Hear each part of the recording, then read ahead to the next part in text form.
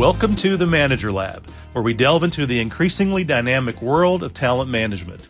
In each episode, we will unravel key insights, break down the most relevant books and articles, and provide actionable tips to optimize your approach in developing and retaining top talent.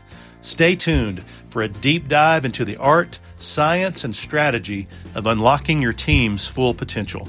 Let's enter the Manager Lab. It's a story about leadership. It's a story about strategy.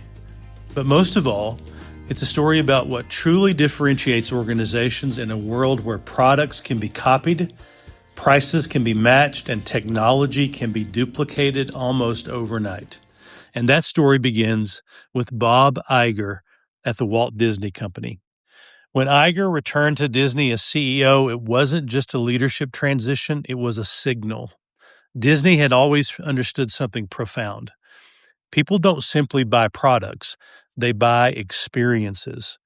They don't just stream movies, they enter worlds. They don't just visit theme parks, they create lifelong memories.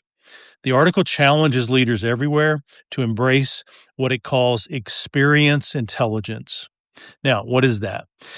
Experience intelligence is the capability to intentionally design, measure, and evaluate the human experience across every touchpoint: customers, employees, partners, and communities. And here's the powerful truth. This isn't just for global brands like Disney. This is for you. This is for your team. This is for every manager who wants to lead at the next level. Experience intelligence goes beyond customer service. It's not about being friendly at the counter or sending a follow-up email. It's about architecting moments. It's about understanding that every interaction, every meeting, every policy, every system creates a feeling, and feelings drive performance. Disney's magic has never been accidental. From storytelling to park design to employee training, every element is intentional. The organization understands that experiences compound over time into trust, loyalty, and brand equity. The article makes a compelling case. In a world saturated with data intelligence and artificial intelligence, experience intelligence is the differentiator. Technology scales, efficiency scales, but human connection, that's what endures. So here's key takeaway number one.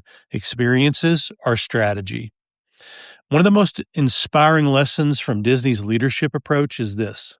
Experience isn't a department, it's the strategy. Too often in organizations, we relegate experience to marketing or HR, but the most successful leaders embed experience thinking into operations, finance, and talent strategy. For managers, this means asking a new set of questions. What experience are my team members having under my leadership? What experience are our customers having at every step of our process? What friction are we unintentionally creating? And so experience intelligence requires curiosity. It requires empathy. It requires discipline.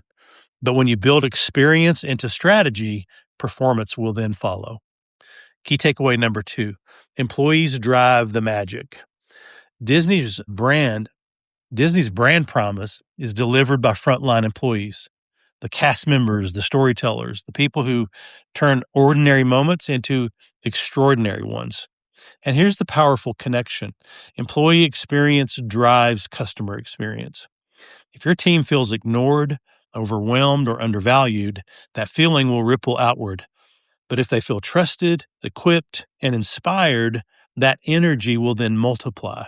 For leaders, especially those building systems like we're trying to build in our talent management RPC, this matters deeply because culture isn't built into slogans, it's built in lived experiences. Key takeaway number three, measure what matters. Experience intelligence just isn't emotional, it's measurable. The article emphasizes that leaders must treat experience like a performance metric. Disney pays attention to engagement, satisfaction, and loyalty indicators because they understand that experience creates financial results. Managers can do the same. So here are some examples: pulse surveys after major initiatives, regular one-on-ones that explore not just output, but emotional climate as well, tracking retention trends, monitoring feedback themes. When you measure experience intentionally, you gain clarity, and clarity fuels action. All right, so here's some actionable tips for you as a manager that you can start right now. Number one, map the journey. Take one core process: onboarding, performance reviews, team meetings, and ask this question: what does this feel like for someone going through it? Where is their confusion? Where is their inspiration? Where is their friction? Design intentionally and don't leave experience to chance. Number two, lead with emotional awareness. Experience intelligence requires emotional intelligence as well.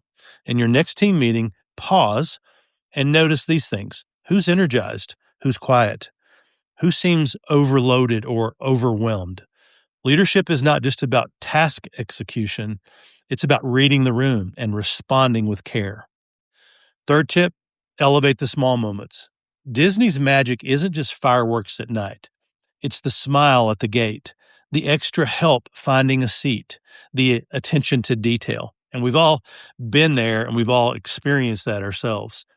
In your world, as a manager, it might be a handwritten note of appreciation or public recognition for quiet contributors that don't speak up much, or a thoughtful follow-up after a tough project.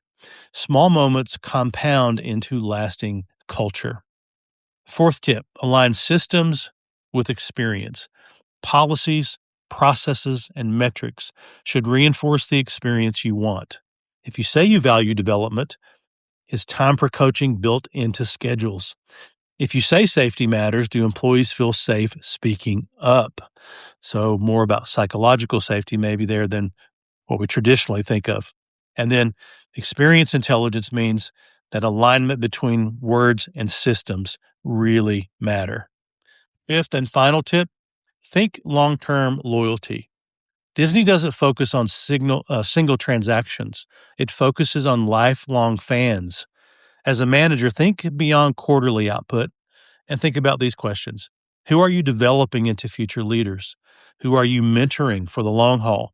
What legacy are you building through your team? Experience intelligence is about sustainability. So here's the leadership challenge. In today's world, AI is advancing quickly. Automation is accelerating. Efficiency is expected. But no algorithm can replicate belonging. No system can automate inspiration. And no spreadsheet can manufacture trust. That is your leadership advantage.